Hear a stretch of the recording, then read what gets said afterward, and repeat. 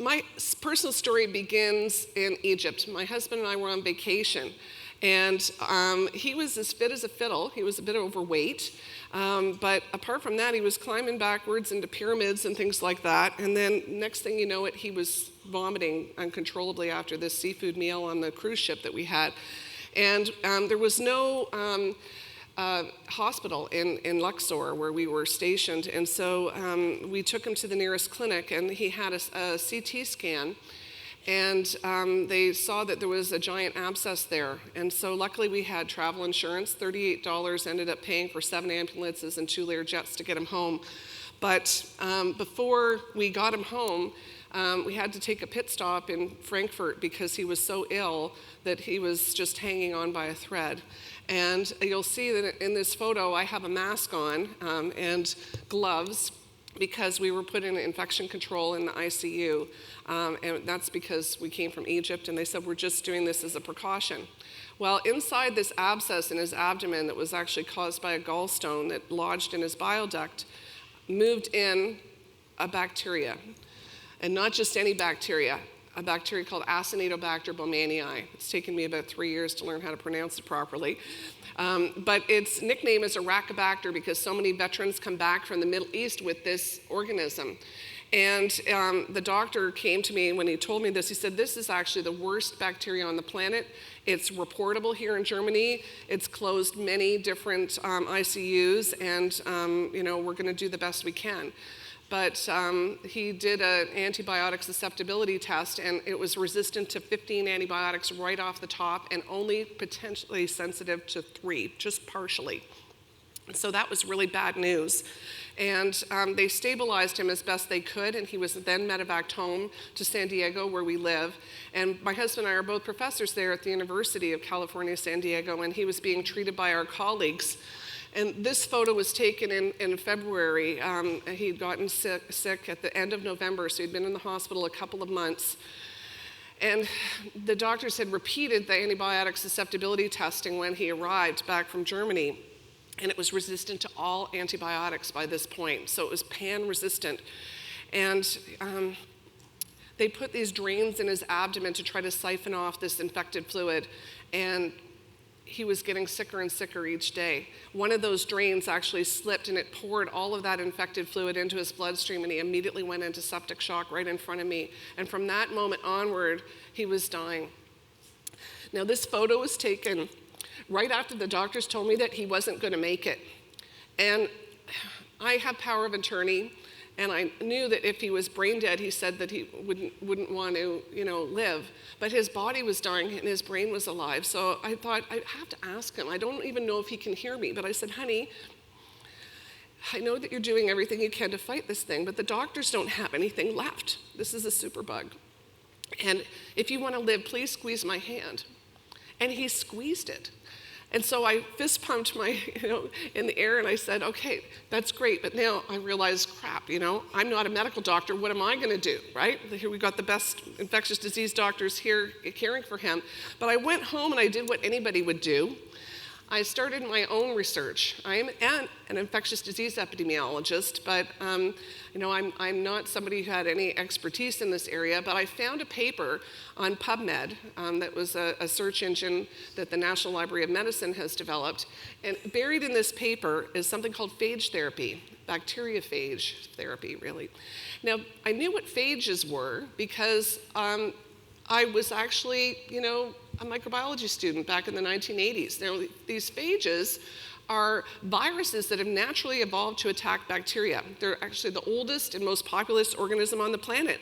There's 10 million, trillion phages out there. They look like a little bit like alien spiders. This is an electron micrograph blown up 100,000 times of a bacterial cell in orange being attacked by these little phages. And they're 100 times smaller than the bacteria. And I thought, wow, this is a great idea. Maybe we could use phage to treat Tom. It had only been used in the former Soviet Union because phages were actually discovered before penicillin. And when penicillin came on the scene, the West forgot all about phage therapy that was considered too finicky because phage are very specific. They have to match to the specific bacteria in order to work. So I thought, can we use phage therapy to cure Tom?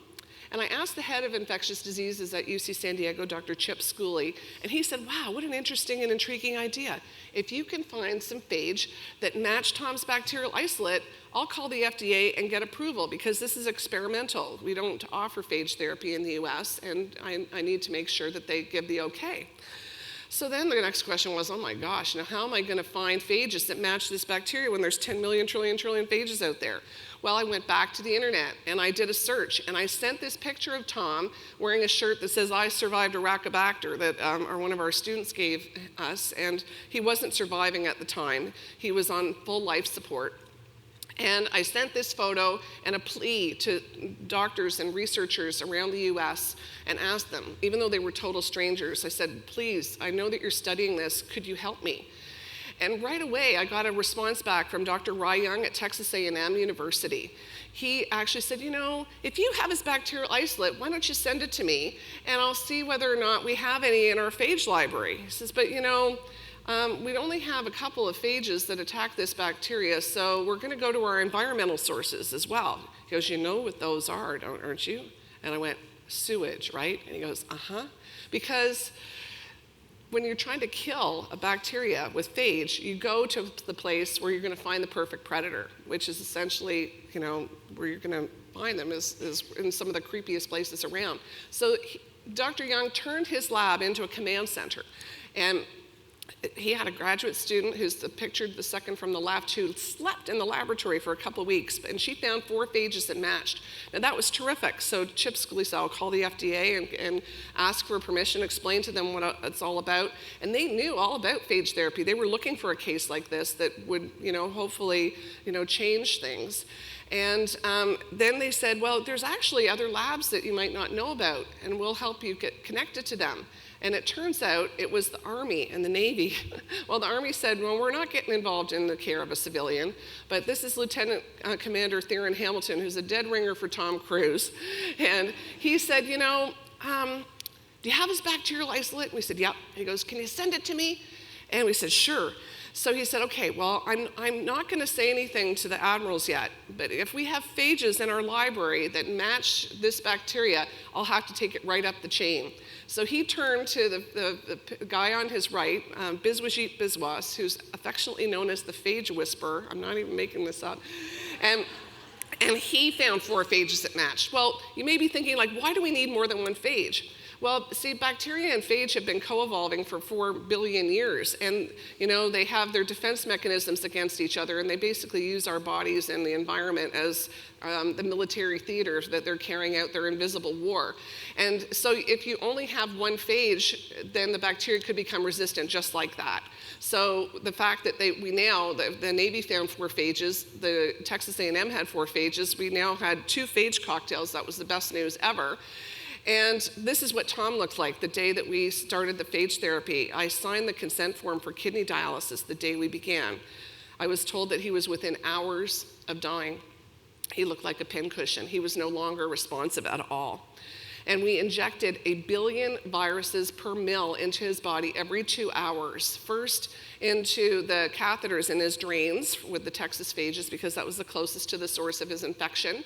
And then when the Navy phages came in 2 days later, we injected those into his body. Now, in the former Soviet Union, where they've been using phage therapy for decades, they don't inject them typically because they haven't purified them. And so this was a risk because he could die from septic shock because, of course, phages are an invader. But he didn't. In fact, after we injected the phages, 3 days later, he lifted his head off the pillow, opened his eyes, and kissed his daughter's hand. Now, everybody in the ICU freaked out, including me. And, but it didn't stop there. We actually, you know, he took a long time to recover because he'd lost 100 pounds, all of his muscle mass. He was in the hospital for, you know, several more months. After his case was presented at the 100th anniversary of the discovery of bacteriophage, a year after he recovered, the story went viral, but in a good way. We all of a sudden, you know, like People magazine and the Today Show and top medical journals like JAMA and Lancet all covered it. And it started to become a little bit surreal. But then other people started to be getting phage therapy too. And our chancellor at UC San Diego gave us seed funding to start the first dedicated phage therapy center in North America, called the Center for Innovative Phage Applications and Therapeutics, or IPATH. And Science Magazine had a commentary the day that we launched. My husband and I decided to write a book about our story because, as an infectious disease epidemiologist, I was taken aback by the fact that this is a superbug crisis. It's a global crisis that by 2050, one person every 3 seconds is going to be dying from a superbug infection, and most people don't even know that. So if I was caught off guard, the average person doesn't know about it. Now, we've treated a number of people at UC San Diego, but because we're a nonprofit and our goal is to actually disseminate the knowledge about phage therapy, we've treated patients all over the world by working with their doctors wherever they are. So this just gives you a summary of there's different kinds of bacterial infections, different kinds of underlying conditions, and most of these cases have been successful. There's a couple of pictures of some of the patients on this slide.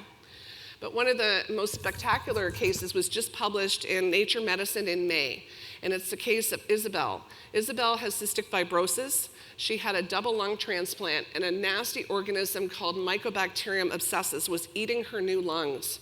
She was in hospice, and her mother heard about Tom's case, and she turned to her doctor and said, "Could we get phage therapy for Isabel?"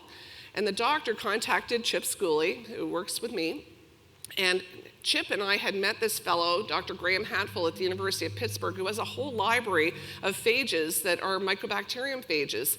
And he'd only thought of them for educational purposes. It's actually students that phage hunt and find these, and they have a great time doing it in microbiology. Well, he got back the bacterial isolate from Isabel and screened this whole phage library and found 3 that were a match. One of them was perfect. It actually came from a rotting eggplant in South Africa. But the other 2 were not the kind that you want to use for phage therapy. They go into the bacterial cell and hit the snooze button. So what he did was he genetically modified them. He clipped out the repressor gene to force it to be the phage rage kind of phage that we want. And now we had the first genetically modified phage cocktail.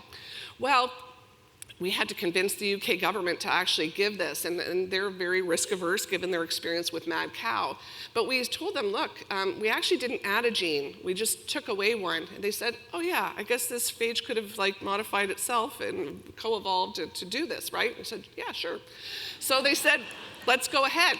Well, Isabel was very close to death, just as bad off as Tom.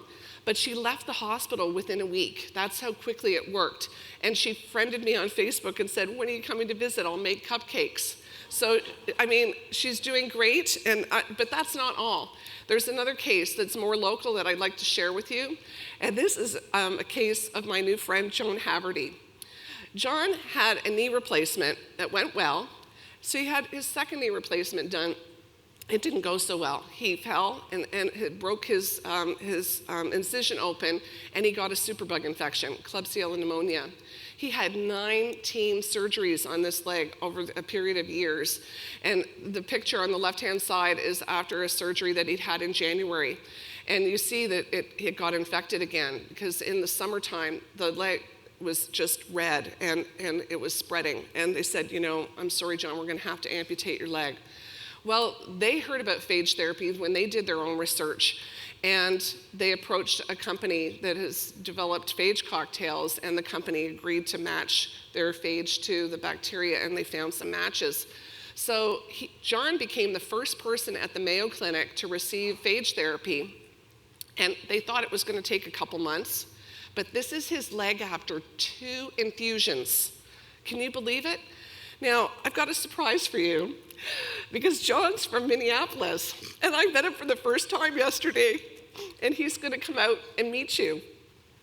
And when I met him on Facebook, I wrote him and said, I hear you're getting phage therapy, John.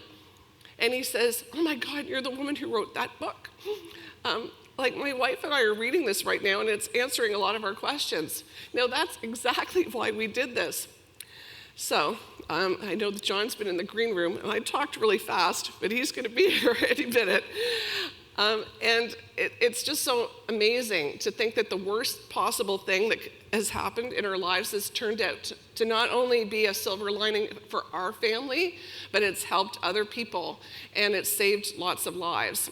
And one of the things I didn't mention is that there's actually synergy with antibiotics in some cases. So phage is now going into clinical trials. And yes, and what we need to do is have more people like John experience this. I'm glad you found your perfect predator, John. Oh, Here's our copy of our book. Wow. Thank you so much. Oh, man. Thank you. It's all yours. Well, I literally am very happy to stand before you today because in March of this year, we were shopping for wheelchairs. They're going to amputate my leg off at the hip, so I didn't have a chance to have a prosthesis. So at 62, that was it. No more walking the dogs down the road, that kind of thing. And we found, through our internet search, I sent out tons of inquiries and requests. And my sister-in-law was on a couch in Chicago, and I was on mine. It was like, we have to do something. And we poked around, and finally one guy answered, Dr. Mike Brownstein from Adaptive Phage Therapeutics in Gaithersburg, Maryland. He said, it's expensive, it's time-consuming, we're getting ready for clinical trials, but I'll talk to your docs.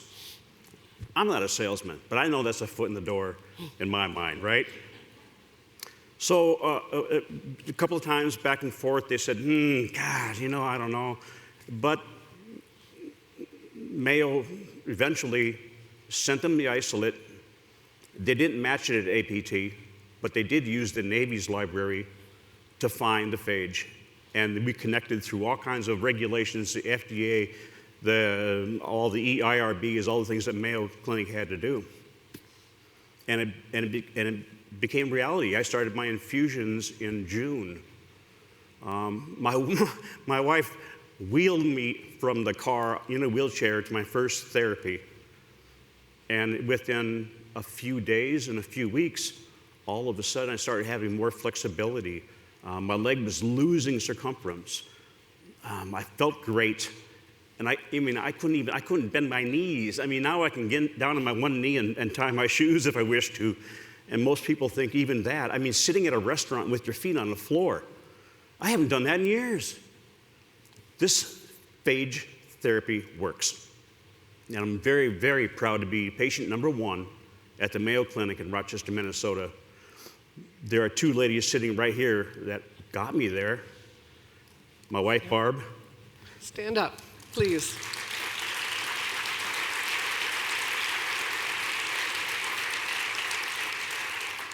And Dr. Gina from the clinic, please. Woo!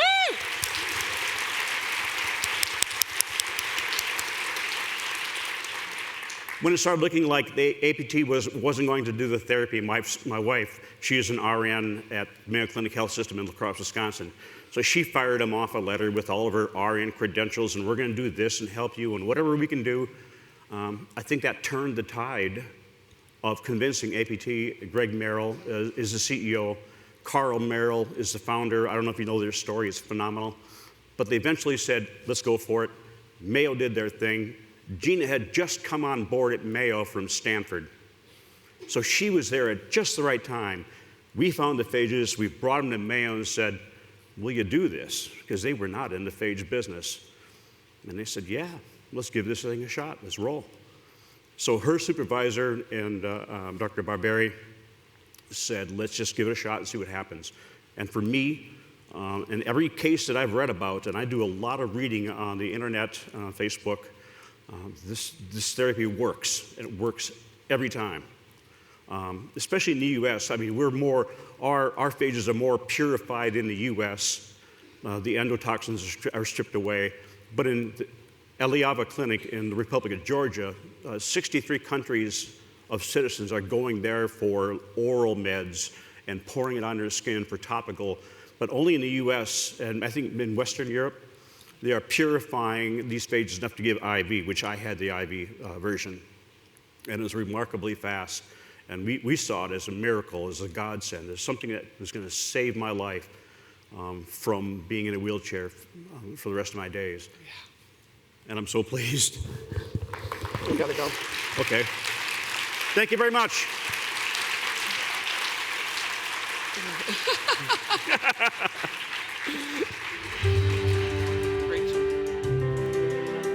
Please welcome Director of the Center for Infectious Disease Research and Policy,